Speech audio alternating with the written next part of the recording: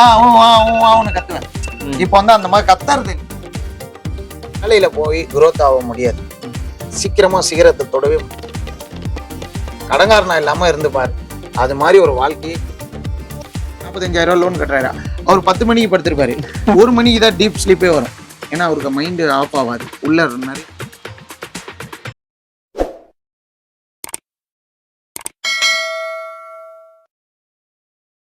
இப்போ நீங்க சுமாரா எப்ப பிரதர் நீங்க பிசினஸ் ஸ்டார்ட் பண்ண ஆரம்பிச்சீங்க? பிஸ்னஸ் வந்து நான் வந்து 15 படிப்பு ஏறல. நான் வந்து டுட்டோரியல்ல தான் 10th ஏதோ எழுதி அப்படியே அப்படியே தட்டி அப்படியே முடிச்சேன். என் மார்க்லாம் கேட்டால் ரொம்ப சிரிப்பீங்க. அந்த அளவுக்கு 5 சப்ஜெக்ட் அவுட்டு. ஏகப்பட்ட மேக்ஸ்ல எல்லாம் 1 மார்க்கு. எதுனா தெரிஞ்சாதான் நாங்க எழுதுறதுக்கு அந்த மாதிரிலாம் இருக்கு. ஆனா அது முக்கியம் இல்ல. படிச்சாதான் ஜெயிக்க முடியும்ன்றது இங்க கிடையவே கிடையாது. அதான் சொன்னாங்க, ஐயா கலைஞர் எங்க படிச்சாரு? அவரு எழுதாத எழுத்தா? காமராஜர்னு சொல்லுவாங்க, படிக்காத மேதை. டாக்டர் அந்த மாதிரி எவ்வளவு மேதாவி இருக்காங்க. அவங்கள மாதிரி பார்த்து கத்துக்கிறது தான். படிச்சுதான் இது பண்ணோம் இது பண்ணோம்லாம் கிடையாது. அப்போ நான் வேலை செஞ்சேன். எல்லாரும் ஞாயிற்றுக்கிழமை சுத்துவாங்க. நான் சுத்தாம அன்னைக்கும் கடை போட்டு ரோட்டுகளில் ஒரு 500 ரூபா வருமானம் பார்த்தனால இன்னைக்கு நான் நல்ல நிலைமையில இருக்கேன். அன்னைக்கும் எனக்கு 1-2 ஸ்ட்ரீட் ஃப்ரெண்ட்ஸ்லாம் இருந்தாங்க. அவங்களாம் என்ன பீச்சுக்கு போறது சுத்துறதுன்னு இன்னைக்கு அவங்க லைஃப்ல கண்டமா இருக்காங்க. என்ன பண்றது?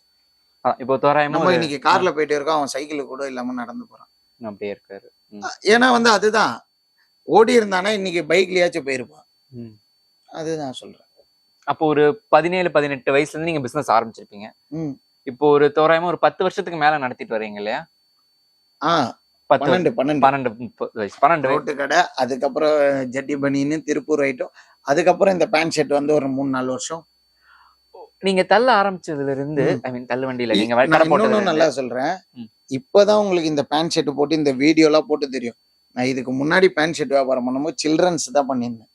அப்பயும் இந்த 3 பேண்ட் 1000 ரூபா, 4 சட்டை 1000 ரூபா, 5 சட்டை 1000 ரூபாலாம் யூடியூப் வரதுக்கு முன்னாடியே நான் வீடியோ போட்டுட்டு தான் இருந்தேன். இன்னைக்கு நீங்க ஃபுட்டு பக்கம் போய் இந்த யூடியூபர்லாம் துணி பக்கம் போயின்னு இருக்காங்கன்னா எல்லாத்துக்கும் காரணம் நான் தான். நான் வீடியோ போட்டதுக்கு அப்புறம் தான் எல்லாரும் போட்டிருக்காங்க. எல்லா யூடியூபர்ஸ்க்கும் இப்போ வருமானம், எல்லா கடைக்காரும் வீடியோ போடுறாங்க. என்னால நிறைய பேர் லாபம் அடைஞ்சிருக்காங்க. அப்ப நீங்க முதல்ல நீங்க யூடியூப்ல போடணும்னு நினைச்சீங்களா, இல்ல உங்களை அணுகுனாங்களா? எப்படி அந்த நீங்க யூடியூபுக்கு வந்த கதை? அப்போ வந்து ஒரு பையன் இருந்தான். அவன் வந்து அவங்க ஸ்ட்ரீட்ல இருக்கிற ஒரு யதார்த்தமா கூட்டு வந்தான். நான் பேசுனது நல்லா இருக்குன்னாங்க. பேசினேன் அப்படியே போய் அப்படியே எடுத்து இப்போ வந்து நீங்க கேட்டீங்க பாத்தீங்களா, டவுன் ஆயிட்டீங்க. ஃபர்ஸ்ட் வந்து எப்படி பேசுவேன்னா ரொம்ப ஆஷா பேசுவேன், சத்தமா பேசுவேன். டடபுடான்னு பேசிட்டேன். அப்ப என்ன ஆயிடுச்சு, யார் முதுகுல குத்துறா நேர்ல குத்துறாங்கன்றது தெரியாம நான் எல்லாத்தையும் ஓப்பனா யூடியூப்ல அவனு கத்துவேன். இப்ப வந்து அந்த மாதிரி கத்துறது இல்ல. அதனால வந்து உங்களுக்கு என்ன ஆயிடுச்சு, நான் தோத்து அமைதி ஆயிட்டனும், மெச்சூர்ட் ஆயிட்டனும் அப்படிலாம் அவளை இப்ப கத்துறத கம்மி பண்ணியிருக்கேன். அவ்வளவுதான். யாருக்கும் பயந்தெல்லாம் கத்துறத கம்மி பண்ணல. எனக்குன்னு ஃபேமிலி ஆயிடுச்சு. கொஞ்சம் வெளியில சமுதாயத்துல என்கிட்ட நிறைய விஷயம் அந்த ரெஸ்பெக்ட்லாம் எதிர்பார்க்கறாங்க. அதனால வந்து என்ன ஆயிடுச்சு, நம்மள வந்து ஒருத்தவங்க ஒரு ரோல் மாடலா பாக்குறாங்கன்னு நம்ம உதாரணமா பாக்குறாங்க. இப்போ ஒரு சின்ன பையன் ரோட்ல போகும்போது செல்ஃபி எடுக்கிறான்னு போது அப்ப நான் வந்து கிழிஞ்ச பேண்ட் போட்டிருப்பேன், டிஷர்ட்லாம் பார்த்தா முக்காவா போட்டிருப்பேன், ஏடா கூடமா போட்டிருப்பேன். அப்ப அவங்க பையன் பார்க்கும்போது போட்டோ எடுக்கணும்னு போய் ஒரு யூடியூப் அவங்க எல்லாம் வந்து என்ன பண்றாங்க, அவங்க அம்மா எல்லாம் என்ன பார்க்கும்போது இப்படி பாக்குறாங்க, பையன் போட்டோ எடுக்கிற அளவுக்கு இவர் என்ன பண்ணியிருக்காரு. அப்ப அந்த டெசிங் கோட்லாம் பார்க்கும்போது கொஞ்சம் வரும். இப்போ வந்து அதுக்கேற்ற மாதிரி கொஞ்சம் ஃபார்மலா டெசிங் கோட்லாம் மாத்திருக்கு. அவ்வளவுதான். இதுதான் விஷயம், வேற ஒண்ணுமே இல்லை. ஓகே, அதான் இப்ப நீங்க தள்ளுவண்டி ஆரம்பிச்சு இப்ப இங்க வரையும் வந்திருக்கீங்க. 12 வருஷம் ஒரு கஷ்டமான ஒரு ஜேர்னி. நீங்க ஆரம்பிக்கிறப்ப சில இதை நினைச்சிருப்பீங்க இல்லையா? இன்னொன்னு சொல்றேன், நீங்க பேசுறத ஓவர் கம் பண்ண மாதிரி இருக்கும். இதுதான் நேர்த்தமான உண்மை. வந்து என்னன்னா, நீங்க ஒரு வேலையில போய் குரோத் ஆக முடியாது. சீக்கிரமா சிகரத்தை தொடவே முடியாது. சொந்தமா தொழில் போட்டா மட்டும்தான் சிகரத்தை தொட முடியும். அது வெத்தலை பாக்கு கடையா இருந்தா கூட சரி, பொட்டி கடையா இருந்தா கூட சரி, சீக்கிரமா அப்கிரேடை தொடணும். ஒரு ஆபீஸ்ல வந்து நீங்க ஒரு ஹையர் பொசிஷன் வாங்கி இங்க ஒரு 45 வயசுல வந்து ஒரு நல்ல ஒரு போஸ்டிங்ல உட்காந்து நீங்க வாங்கறதுக்கும், ஆனா ஒண்ணு சாட்டர்டே சண்டே லீவ் கிடைக்கும். இதுல வந்து கிடைக்காது பிசினஸ்ல. ஆனா நீங்க இந்த ஒரு கடையை வந்து 4 கடையா 40 கடையா 100 பேர் 50 பேருக்கு வேலை கொடுக்க ஆரம்பிச்சிட்டீங்கன்னா அதுக்கப்புறம் நீங்க வீட்டுல உட்காந்துட்டே எல்லா ஒர்க்கும் பார்க்கலாம். அந்த அளவுக்கு டெவலப்மெண்ட் ஆயிட்டு சீக்கிரமா குரோத் ஆயிடலாம். 45 வயசுல உட்கார்றது பிசினஸ் ஸ்டெடி ஆயிடுச்சுன்னா 5 வருஷத்துல நீங்க அந்த குரோத்தை தொட்டுருவீங்க. 20 வருஷம் வேலைக்கு போய் தொடுறது 5 வருஷத்துல தொடுவீங்க. அதான் நான் என்ன கேட்க எனக்கு தெரிஞ்சு ஒருத்தர் ஜீன்ஸ்ல வந்து மவுண்ட் ரோட இங்க சொல்லி கேள்விப்பட்டிருக்கேன். ஏதோ ஒரு இடம் பென்னி ஏதோ ஜீன். ஓகே. அந்த ஏர் முடியெல்லாம் பார்த்துருக்கீங்களா, லாங்கா வச்சிருப்பாரு. அவர் வந்து ஒரு வீடை வித்துட்டு அவர் கம்பெனி லாஸ் ஆகி போயிட்டாரு. அதுக்கப்புறம் ஒரு ஜீன் ரெடி பண்றாரு. அந்த கம்பெனி லாஸ் ஆகி ரொம்ப லாஸ்ட்ல வீடெல்லாம் வித்து செட்டில் பண்ணி முடியும். அதே அவர் கொஞ்ச நாள் கேப் விட்டு பிசினஸ் டெவலப்மெண்ட் பண்ணி பண்ணி இன்னைக்கு சென்னையில டாப் மோஸ்ட் பிளாட்ல ஹையஸ்ட் ஃப்ளோர்ல வாங்கி உட்காந்துன்னு இருக்கு. அவர் பேர் எனக்கு ஞாபகம் வரல. அந்த மாதிரி லெஜெண்டுங்க என்ன பண்ணிருக்காங்கன்றத மட்டும் தான் நான் வாசிப்பேன், பார்ப்பேன். மோட்டிவேஷனலா தான் இருக்கு. அந்த மாதிரி ஆட்களை மட்டும் தான் நான் பார்ப்பேன். சும்மா ஏதோ தானன்றதெல்லாம் நான் பார்க்கவே மாட்டேன். கத்துக்கிறதான வழியை மட்டும் தான் பார்ப்பேன். ஓகே. அதான் நான் என்ன அப்ப கேட்க வந்தேன்னா ட்ராக் மாதிரி நீங்க ஒரு இது ஆரம்பிக்கிறப்ப இதெல்லாம் பண்ணலாம்னு ஒரு ஐடியாலயே ஆரம்பிச்சிருப்பீங்க. நீங்க அந்த லெவல் அடைஞ்சிட்டீங்களா உங்களோட மனசுல, உங்களோட எண்ணத்துல? ப்ரோ எனக்கு வந்து எதுவுமே கிடையாது ப்ரோ. ஏன்னா எனக்கு ஃபர்ஸ்ட் வந்து ஆடி கார் மேல ஆசை இருந்துச்சு. பிஎம்டபிள்யூனா எனக்கு பிடிக்கும். மவுண்ட் ரோட்ல ஒரு நாள் நான் பிஎம்டபிள்யூ ஓட்டுவேன்னு சொன்னேன். ஆனா ஓட்டல அங்க. ஆனா நிப்பாட்டுறதுக்கு தான் இப்ப என்கிட்ட இடம் இல்லை. பிஎம்டபிள்யூ வாங்குறதுக்கு காசு இருக்கு, ஆனா அதை நிப்பாட்டக்கூடிய இடம் இல்லை. அப்ப அந்த இடத்துக்கு நான் உழைக்கணும் இன்னும் ஒரு 5 வருஷம். அப்ப நான் அந்த மாதிரிதான் இலக்கு வந்து நிறைய ஆசை வரும். அடுத்தடுத்த கட்டத்துக்கு போய்கிட்டே இருக்கும். ஆமா, இப்போ ஒரு கார் மேல ஆசை வந்துச்சு, அப்ப அந்த கார் வாங்கணும்னு தோணும். அப்புறம் அந்த காரு பிடிக்கும், ஆசை வந்துகிட்டே இருக்கு. ஆசைக்கு அளவே இல்லை. அப்புறம் பார்த்தா எதுவுமே பண்ண முடியாது. ஓகே. இல்ல சில பேர் வந்து இப்ப 20 வயசுல ஆரம்பிக்கிறப்ப அந்த பிஎம்டபிள்யூ வரைக்கும் நான் ஆசைப்படுறதுனால தான் இப்போதைக்கு இருக்கிற கார்லயாச்சும் போக முடியுது. இப்ப இருக்கிற கார் இது ஆக்சுவலி கரெக்டான இது. நம்ம ஒரு இது சொல்லுவாங்க, வானத்தை நோக்கி உன் ஏனிய போடு, அட்லீஸ்ட் நீ ஒரு வீட்டோட கூரையை நோக்கியாவது போயிட்டு இருப்ப அப்படிங்கிற மாதிரி ஒரு பழமொழி இருக்கு, ஒரு ப்ராபம் மாதிரி கோட்ஸ்மாங்க, அது இருக்கு. சோ அது மாதிரி தான் நீங்க சொல்றது. சில பேர் விரலுக்கு ஏத்த வீக்கம் வேணும்னு எங்க அம்மா சொல்லுவாங்க, விரலுக்கு ஏத்த வீக்கம் வேணும் அப்படின்ட்டு. ஆனா அதுதான் சில பேர்கிட்ட இல்ல. 10 ரூபா கையில வச்சுட்டு 50 ரூபாய்க்கு பொருள் பாக்குறது பெஸ்ட். சில பேர் இஎம்ஐ வாங்குவாங்க. கேட்டா வந்து இஎம்ஐ வாங்குறது, அந்த கிரெடிட் கார்டு போலாம், அது போலாம், இது போலாம், எல்லாமே வேஸ்ட். நான் ஒன்னே வந்தா சார், கடங்காரனா இல்லாம இருந்து பாரு, அது மாதிரி ஒரு வாழ்க்கையே கிடையாது. இப்ப நீ இஎம்ஐ கட்டுவ, அந்த ப்ரோக்ராம் கட்டுவ, கிரெடிட் கார்டு கட்டுவ, இது கட்டுவ. ஃபர்ஸ்ட் வாங்குற சம்பளம் 20,000த்துல சாப்பிட்டுட்டு வாடகை கட்டிட்டு மிச்சம் 2,000 ரூபாய் பாக்கெட்ல இருந்தாலுமே உனக்கு கடங்காரன் எவனுமே போன் பண்ணாம எந்த குறிப்பு செய்தியும் மெசேஜ் இஎம்ஐ எதுவுமே வராம ஸ்டார்டிங்லயே எண்ட்லயே வராம இருந்தாலே தூக்கம் எப்படி வருதுன்னு பாருங்க. படுத்தோன்னு தூக்கம் வந்துடும். இதுல கரண்டே போனாலும் தூக்கம் வரும். எனக்கு அப்படிதான் வருது. நான் யாருக்கும் கடன் இல்லை, அப்ப எனக்கு என்ன ஆகும், தூக்கம் தான் வரும். இதுல நீங்க சொல்றதுலயே ஒரு பினான்சியல் டிப்ஸ் இருக்கு. இது வந்து பினான்சியல் ஃப்ரீடம்ல ஒரு இதுல சொல்லுவாங்க. ஆனா நான் கடன் வாங்காம இருக்க மாட்டேன், நான் வாங்குவேன். அப்பப்போ கார் மாத்திக்கினே இருப்பேன், கடன் வாங்குவேன். இப்போ ஒரு கார் பார்த்துருக்கேன்னா 10 லட்ச ரூபா நாங்க, அதுல வந்து ABC 4 கேட்டகரி வரும் காருங்கள்ல. அதுல டாப் நான் எடுக்கவே மாட்டேன். எப்பயுமே டாப் எடுத்தா 12 லட்ச ரூபா வரும். நான் மிடில் எடுக்க மாட்டேன். அதுக்கு கீழே சி கேட்டகரி தான் எடுப்பேன். சி கேட்டகரி எடுத்து வெளியில கொஞ்சம் லைட்டா ரெடி பண்ணிக்கிட்டோம்னா ஒரு 50,000 ரூபாய் முடிஞ்சிடும் வேலை. அந்த வண்டிக்கு ஒரு 1 லட்சம் 50,000 தான் கட்டுவேன். எவ்வளவு வட்டியா இருந்தாலும் நான் பயப்படவே மாட்டேன். ஏன்னா வந்து என்ன பண்ணா 5 வருஷம்ன்றது 6 வருஷம் கூட போடுவேன், 8 வருஷம். அவங்க லாஸ்டா எத்தனை வருஷம் போட சொல்றாங்களோ அத்தனை வருஷம் போட்டுக்கோங்கன்று கேட்கவே மாட்டேன். போட்டுக்கோங்க கார்டியோ. ஆனா நான் 7 வருஷத்துல முடிக்க வேண்டிய கார்டியோ 1 வருஷத்துல முடிச்சிடும், 6 மாசத்துல முடிச்சிடும். ஏன்னா என்னோட டார்கெட் அந்த வட்டி கட்டும்போது எனக்கு வழி தெரியும். வழி தெரியுமோ நான் என்ன பண்ணுவேன், டக்குன்னு ஸ்பாட் பேமெண்ட்னு கட்டலாம். 5 டியூ காசை மொத்தமா கட்டுறது, 10 டியூ காசை 1 இயர் டியூவை மொத்தமா கட்டி அந்த காரை பாத்தீங்கன்னா ஒரு 1.25 வருஷம் 1 வருஷத்துல முடிச்சிருவேன். முடிச்சுட்டு அந்த காரை என்ன பண்ணுவேன், மறுபடியும் வித்துருவேன். காசு சேவ் பண்றேன்னா கொஞ்சோண்டு அழிச்சிருப்பேன். ஒரு மிஞ்சி போனா ஒரு 30,000 40,000 வட்டி கட்டியிருப்பேன். ஆனா அந்த ஒரு 10 லட்ச ரூபா கடனை அடைச்சிடறேன்னா அந்த கார்ல ஒரு 50,000 ரூபாய் லாஸ் ஆகும். மிச்சம் 9 லட்சம் எனக்கு சேஃப்டி ஆகுது. இந்த 9 லட்சத்தை நான் சிறுவா சேர்க்கணும் போது என்ன ஆகும், எனக்கு கடன் இல்லைன்னு அதை எடுத்து செலவு பண்ண தோணும். இப்ப கடன்காரனாகிறேன் ஒரு கமிட்மெண்ட்ல நான் இருக்கும்போது இன்னொரு கமிட்மெண்ட்ல, அதான் ஆத்துல ஒரு கால் சேத்துல ஒரு கால் வைக்க கூட. இப்ப இந்த கார் டியூ இருக்குன்னா நான் அடுத்து எந்த பொருளுமே வாங்க மாட்டேன். எதுவுமே 1 கிராம் மோதிரம் கூட நான் வாங்க மாட்டேன். இந்த முடிச்சாதான் நான் அடுத்தே நகருவேன். அந்த 9 லட்சத்துக்கு முடிச்சோன்னே அந்த காரை வித்துருவேன். எப்பயுமே எனக்கு பழக்காதான். வித்துட்டு அந்த பணத்தை வித்துருவேன். அதை எதுவும் இந்த ஃபண்ட்ல போட்டு மறுபடியும் ஃபர்ஸ்ட்ல இருந்து ஒரு கார் பார்த்து ஒரு 6 மாசம் காரே வாங்க மாட்டேன். ஏன் எதனால இது வந்து ஒரு இப்ப பருத்தி மூட்டை குடோன்ல இருந்திருக்கலாமே அப்படிங்கிற மாதிரி டியூ கட்டிட்டு திருப்பி அது ஒரு அமௌண்ட் வாங்கி ஆமா, வித்துட்டு அந்த அமௌண்ட் வாங்கி திருப்பி வர என்னால வந்து 9 லட்சத்தை வந்து 10 லட்சத்தை நான் பொறுமையா சேர்க்கணும்னா என் கையும் காலம் சும்மா இருக்காது. இப்ப கடனா இருந்தேன்னா கடன்காரனுக்கு பதில் சொல்லணும் அப்படின்ட்டு அவனுக்கு நான் கரெக்டா நடப்பேன். இது ஏன் பணமா இருந்தா நான் யாரையும் கேட்கணும்.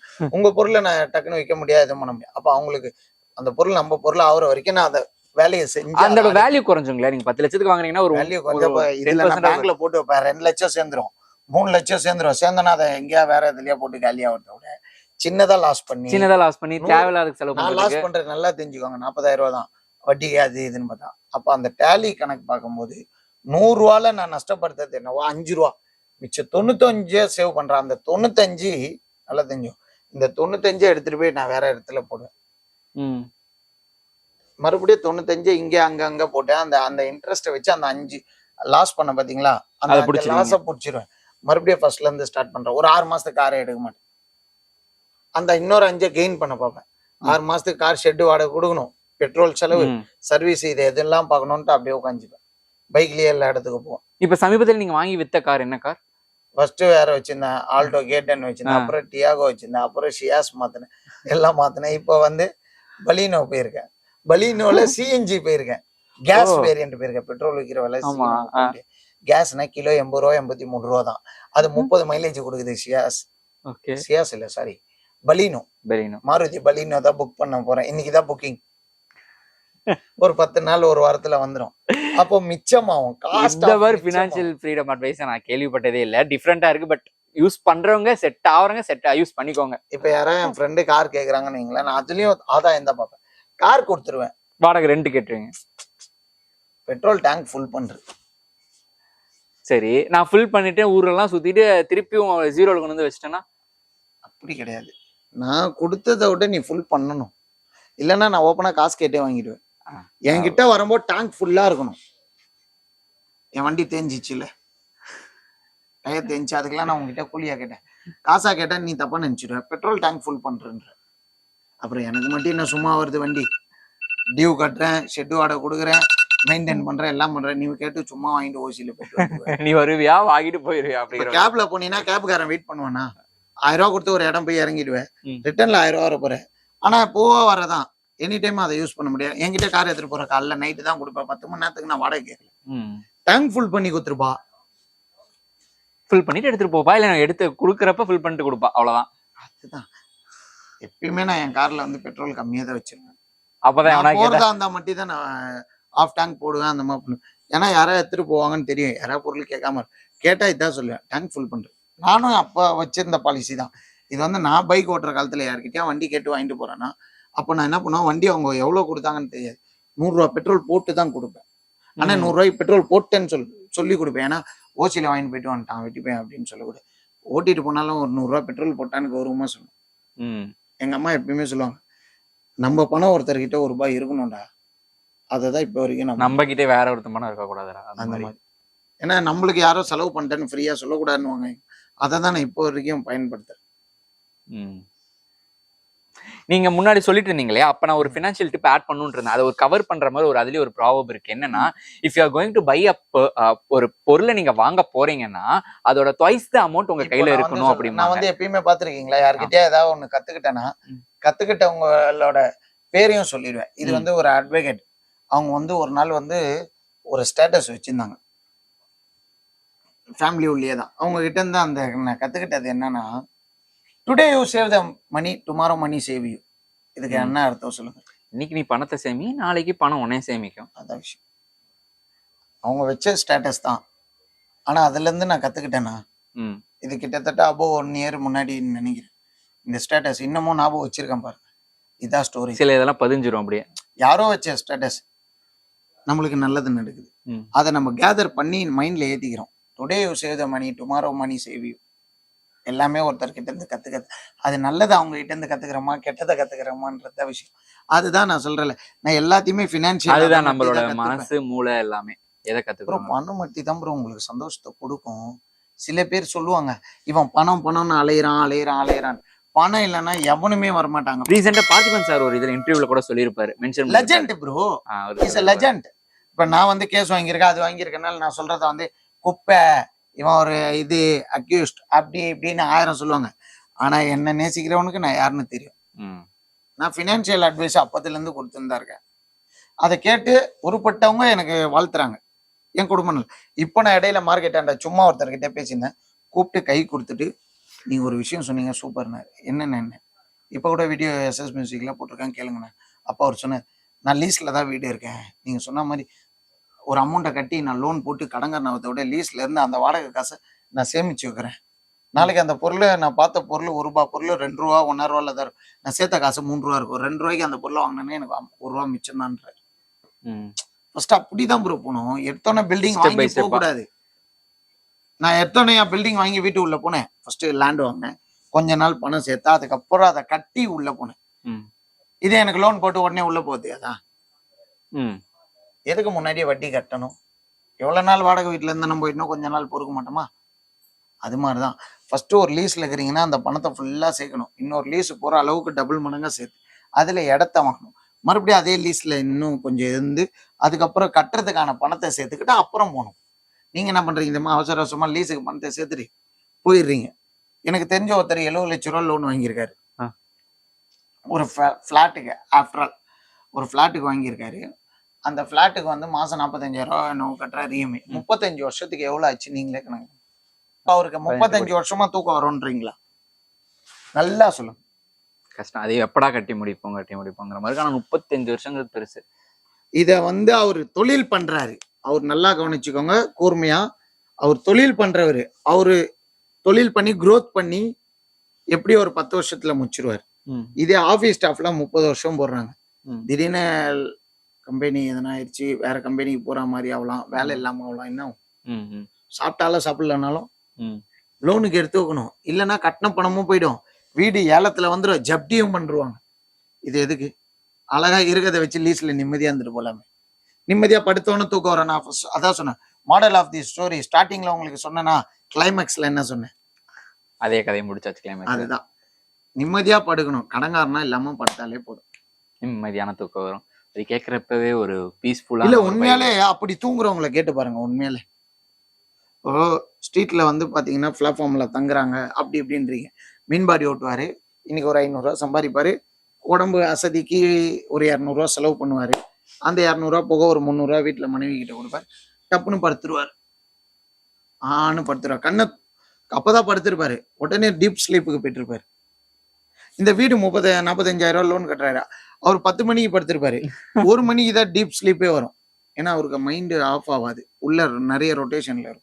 இவரு ஒண்ணுமே இல்லை, நாளைக்கு பாப்பண்டா, நாளைக்கு பொழப்ப நாளைக்கு பாத்துக்கலான்னு போறாரு. நாளைக்கு உழைக்க அவர்கிட்ட திறமை இருக்கு, தெம்பு இருக்கு, உடம்பு அதை நோக்கி போறாரு. அவரை கடன் வாங்கி வச்சுட்டு இருந்தா அவருக்கு தூக்கம் வராது. அதான் சொல்ற, கடன் இல்லாம நோய் இல்லாம வாழ்றத விட கடன் இல்லாம வாழுங்க. கடன் இல்லாம வாழ்ந்தாலே நோய் வராது. என்னோட சிம்பிள் எத்திக்கு தான். உண்மையாலே கடன் இல்லாம இருந்தீங்கன்னா நோய் வராது. ஏன்னா வந்து வர இன்னைக்கு ப்ரெஷரு எல்லாமே பாத்தீங்கன்னா ரொம்ப யோசிச்சு யோசிச்சு யோசிச்சு யோசிச்சு அந்த 35 வருஷம் லோனை 20 வருஷத்துல முடியணும், 15 வருஷம் 8 வருஷத்துல முடியணும் யோசிப்பீங்க. யோசிக்காதீங்க. அந்த எவ்ரி மிடில் கிளாஸ் சம்பாதிக்கிறத மட்டும் யோசிங்க, இஎம்ஐ பத்தி யோசிக்காதீங்க. சம்பாதிக்கிறத மட்டும் யோசிச்சா போதும், அதை மட்டும் யோசிக்கிறதே இல்லை. நான் நைட்டே ஷெட்யூல் பண்ணுவேன், நாளைக்கு இது இது இது இது இது இது அவ்வளோதான். 7 மணிக்குள்ளே எனக்கு எல்லா வேலையும் முடிஞ்சிடணும்னு நான் டார்கெட் பண்ணுறேன். முடியல மிச்ச வேலையை நாளைக்கு முடிப்போம். 7 மணிக்கு மேலே வந்து கடையில் பார்த்துட்டு என்ன ஸ்டாக் இல்லை, அது இல்லை, லேபரோட கம்யூனிகேஷன் பண்ணுறது எல்லாம் பண்ணி இப்போ கொஞ்சம் சீக்கிரமாக ஒரு 9:30 வீட்டுக்கு போயிடுறது. அப்போ எல்லா ஷெட்யூலும் முடிச்சுட்டு, ஏன்னா வீட்டில் எனக்கு சில வேலைகள் இருக்கும், அந்த வேலையெல்லாம் முடிச்சுட்டு ஒரு 10:30 எல்லாம் க்ளோஸ்ட். அதுக்கப்புறம் நான் டவுன்லோட் பண்ணி வச்சிருவேன் அந்த ஃபினான்ஷியல் அட்வைஸை கேட்பேன். ஃபினான்ஷியல் அட்வைஸர் ஸ்லீப்பா நிம்மதியா அழகா கேட்பேன். அப்பதான் அது மைண்ட்ல ஏறும். அந்த எவ்ரி மிடில் கிளாஸ் பாய்ஸோட ட்ரீம் வந்துன்னு சொல்லுவாங்க, இஎம்ஐ லோன் ஏதாவது ஸ்ட்ரெஸ் இல்லாம தூங்குற ஒரு நைட். அதுதான். ஓகே, அதுதான் நீங்க இவ்வளோ ஒரு பெரிய ஸ்டோரி இல்ல, ஒரு பெரிய இஎம்ஐ, மிக்ஸி வாங்கினா இஎம்ஐ, ஃப்ரிட்ஜ் வாங்கினா இஎம்ஐ, போன் வாங்கினா இஎம்ஐ, எல்லாத்துக்குமே இஎம்ஐ. நீங்க தானே போறீங்க. இஎம்ஐ தான் உங்க வாழ்க்கையை அழிக்கும். கிரெடிட் கார்டு இல்லைன்னு வைங்களேன், நீங்க எந்த ஒரு மூவ்மெண்ட்டும் போக மாட்டீங்க, ஒரு 50,000 ரூபாய்க்கு பொருள் வாங்க மாட்டீங்க, உங்களுக்கு 50,000 ரூபா கிரெடிட் கார்டு இருந்தா என்ன ஆகும்? இல்ல 2 லட்சம் ரூபா கிரெடிட் கார்டு இருந்தா தைரியம் கொடுக்கும். தைரியம் கொடுத்தோன்னா அந்த பொருளெல்லாம் ஆடம்பர பொருள் எல்லாம் வாங்கிடுவீங்க. 30ஆம் நாள் ஆனோன்னா பயம் கொடுக்கும். அப்படியே தண்ணி அடிக்காம கை உதறணுவாங்களே அந்த மாதிரி உதறும். எதுக்கு அது? இப்போ எதுவுமே வாங்கல, நம்ம சேர்த்து வச்சுதான் வாங்கணுன்ற ஒரு தாட் வரும். இப்போ எவனோ கடன் தரான்னும் போது என்ன பண்ணுவேன், அவன் விற்கிறதுக்கு அவன் கொடுப்பான், நீ கட்டல ஓடி போனாலும் அவன் இன்சூரன்ஸ் கிளைம் பண்ணிப்பான். ஆனா உனக்கு சிவில் ஸ்கோர் பாதிக்கும், அப்புறம் உன் பையனுக்கு எஜுகேஷனல் லோனு கிடைக்காது, இதெல்லாம் நிறைய பாதிக்கும். நம்ம பண்றது வந்து நம்ம சங்கதிகளை பாதிக்கும்னுவாங்கல்ல, வருங்கால சங்கதியை பாதிக்கும். அதுதான் இதான் விஷயம்.